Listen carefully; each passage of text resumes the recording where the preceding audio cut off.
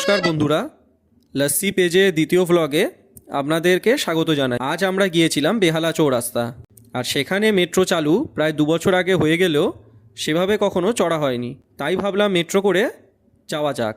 তো আমরা বেহালা চৌরাস্তা থেকে তারাতলা যাওয়ার জন্য টিকিট কেটে নিলাম, আর টিকিট কেটে ওপরে ওঠার একটু পরেই মেট্রো এসে গেল।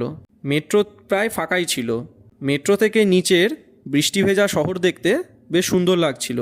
একটা স্টেশন যেতেই চলে এলো তারাতলা স্টেশন। তারাতলা স্টেশন থেকে নেমে হেঁটে যেতে যেতে আমাদের চোখে পড়ল জয় জওয়ান স্টল। তারাতলা ব্রিজ থেকে সোজা গেলেই সিএসসি অফিসের উল্টো দিকে আপনারা এই দোকানটি দেখতে পাবেন।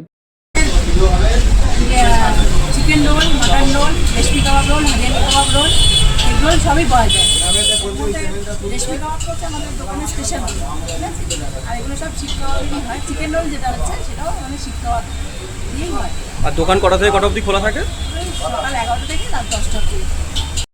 আমরা সেখানে গিয়ে জিজ্ঞেস করে জানতে পারলাম এখানকার স্পেশাল রেশমি কাবাব রোলের কথা, আর অর্ডারও করে দিলাম। স্পেশাল রোলটি যার দাম ছিল মাত্র 100 টাকা, আর আপনি যদি এক্সট্রা চিজ দিতে চান তাহলে 110 টাকা। রোলটা খেতে কিন্তু অসাধারণ ছিল, আর স্টাফিংটাও ছিল দারুণ। দাদা এটা কী রোল তৈরি হচ্ছে? রেশমি কাবাব রোল তৈরি হচ্ছে। প্রথম আপনার এটাতে পেঁয়াজ গেল, তারপর মেয়োনিজ গেল, গ্রিন চাটনি গেল, এটাকে আবার ভালো করে ম্যারিনেট করা আছে।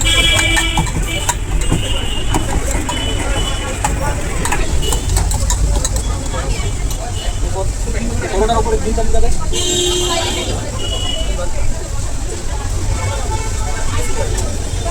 এটা বলবে রেশমি কাবাব যাবে।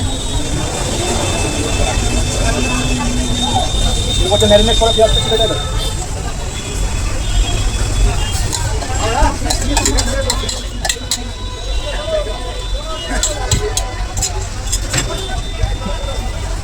এবার এটার উপরে চিজ যাবে।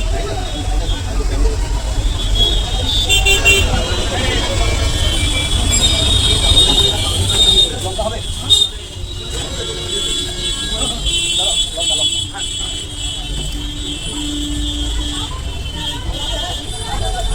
আমাদের চাট মশলা,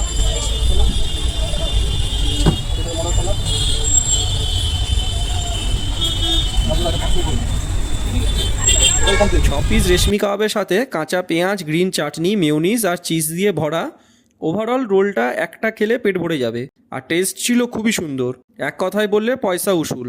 তারপর যে দাদা রোল বানাচ্ছিল তার থেকে দেখে নিলাম রোলটা কিভাবে বানানো হয়, আর এখানে সবার ব্যবহারও ছিল খুব ভালো। তারপর ওখান থেকে বেরিয়ে হাঁটতে হাঁটতে বেহালা ট্রাম ডিপোতে চলে গেলাম, আর সেখানে আমাদের চোখে পড়লো পান্না সুইটস। বাঙালিদের মিষ্টির প্রতি টান আগাগোড়া, আর আমরাও তার ব্যতিক্রম নই। রোল খেয়ে পেটে কিন্তু জায়গা প্রায় ছিল না, কিন্তু এত রকমের সন্দেশ মিষ্টি দেখে না খেয়ে থাকতে পারলাম না, তাই আমরা অর্ডার করে দিলাম একটা রসরাজ ও একটা মালাই চমচম।